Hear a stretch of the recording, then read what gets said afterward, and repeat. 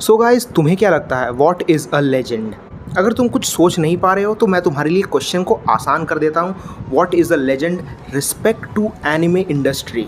अगर तुम technically Google पे जाके what is a legend search करते हो तो तुम्हें पता चलेगा कि legend is nothing, it's a legacy of stories जो कि काफ़ी अर्बन लेजेंड्स में चलती आ रही हैं और बहुत हद तक ये लोगों की लाइफ को भी इन्फ्लुएंस करती है। But when it comes to a legend in anime industry, it should have a legacy and influence, and not just that, the influence should increase significantly through the period of time. और अगर मैं इसके respect में तुम्हें कुछ example देने बोलूँ तो तुम्हारे मन में नरूटो, वन पीस या ब्लीच का ही ख्याल आता है, क्योंकि these are the big 3 animes जो कि मेरे ख्याल से अनडाउटेडली इन्फ्लुएंशियल है। And that answer is somewhat correct, but not totally. One of the best examples for this statement would be Cowboy Bebop.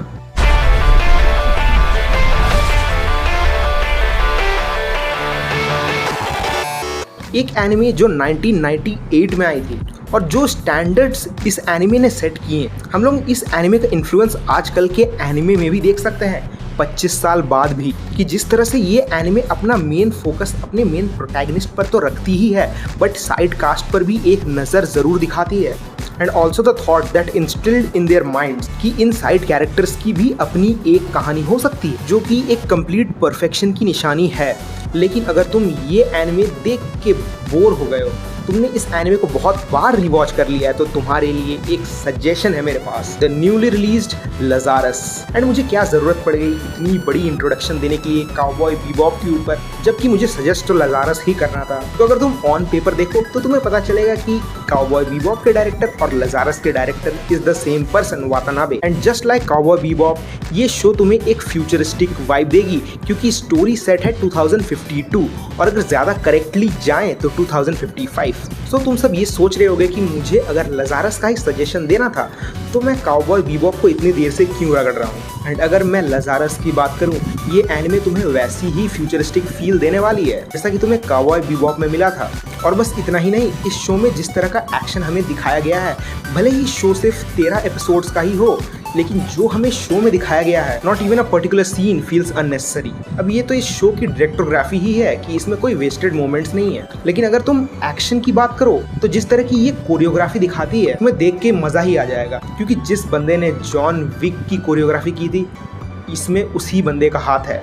और अगर मैं प्लॉट के ऊपर थोड़ी बात करूँ तो ये एक फ्यूचरिस्टिक वर्ल्ड में सेट है जैसा मैंने बताया था। एंड उस फ्यूचर में एक ऐसा ड्रग इन्वेंट हो चुका है जो कि इंसान के सारे पेन्स को गायब कर देगा। बट जिस बंदे ने ये ड्रग बनाई थी, 3 साल बाद वो बंदा वापस आता है गायब होने के बाद, एंड सारे वर्ल्ड में अनाउंस कर देता है कि ये दवाई तुम्हारे दर्द को दूर तो करेगी बट 3 साल में तुम्हारी मौत हो जाएगी। तो तुम समझ सकते हो ये तो एक अपोकलिप्स वाली बात हो गई। और बस इतना ही नहीं, हमारे डॉक्टर के पास इस दवाई का एंटीटोड भी है जो कि उसने कहा वो लोगों में तभी पब्लिक करेगा जब उसे कोई ढूंढेगा। एंड उसी बंदे को ढूंढने के लिए एक टीम स्टैब्लिश की जाती है, लजारस। एंड इस टीम के क्या ही कहने, जिस तरह के वेरिएशन ऑफ कैरेक्टर्स हमें देखने को मिलते हैं, सारे कैरेक्टर्स अच्छे हैं लेकिन किसी ना किसी तरह से उनके ऊपर क्रिमिनल केस चलता ही है। एंड अगर सस्पेंस की बात की जाए तो इस शो में जिस तरह के ट्विस्ट एंड टर्न्स तुम्हें हर एपिसोड में देखने को मिलते हैं, वैसे तो इस टीम का मेन गोल है उस डॉक्टर को पकड़ना, लेकिन हमें कुछ साइड क्वेस्ट भी देखने को मिल जाते हैं, जैसे कि रशियन आर्म्ड फोर्सेस से भिड़ जाना। एंड ये शो जिस तरह की इमोशनल पीक्स को टच करती है वो भी काफ़ी अप्रिशिएटेबल है। सो मेरे पास ज़्यादा कुछ कहने के लिए तो है नहीं, बट अगर तुम 1998 वाले काउबॉय बीबॉप के एनिमेशन से थोड़ा ऊब गए हो, हाँ मैं जानता हूँ उससे ऊब पाना थोड़ा मुश्किल है, बट अगर तुम्हारा ऐसा केस है तो तुम लजारस को एक ट्राई दे सकते हो। And I assure you will come out happy. तो फिलहाल के लिए बस इतना ही, and subscribe to my channel.